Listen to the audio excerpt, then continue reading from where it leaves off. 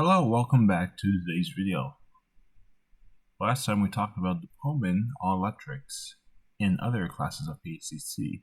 Next, the last and not least class of PCCs are the Dallas double-ended class. The Dallas double-ended PCCs were built for the Dallas Street Railway back in 1945 and 46. When the railway closed, these units were transferred to the MTA of Boston. The MTA needed newer double-ended cars for the streetcar network. I was about to say MBTA Green Line, but it wasn't called that at the time.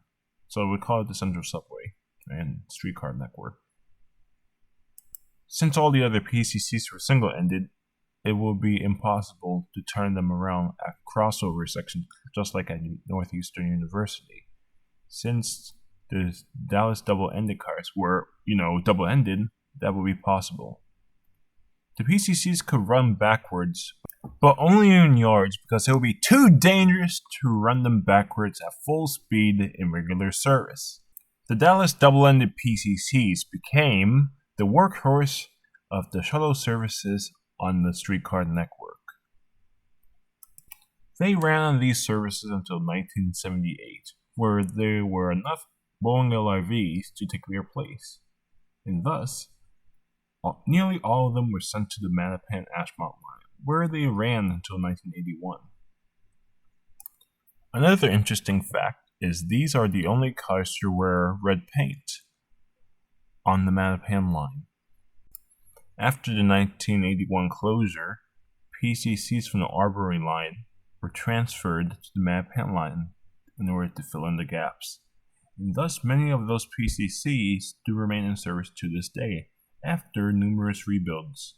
Today, they are rebuilding the PCCs again for the third time, to last them another 20 or so years. But only time will tell when these PCCs will finally retire. Will they ever retire? That's a question that we may get the answer to soon. PCCs have been serving Boston since the late 1930s and still serve to this day. Next decade, if the PCCs are still running, they will be the longest running type of car in history, I think, of everything. This is all the PCCs ever on the T. Just keep a few things in mind.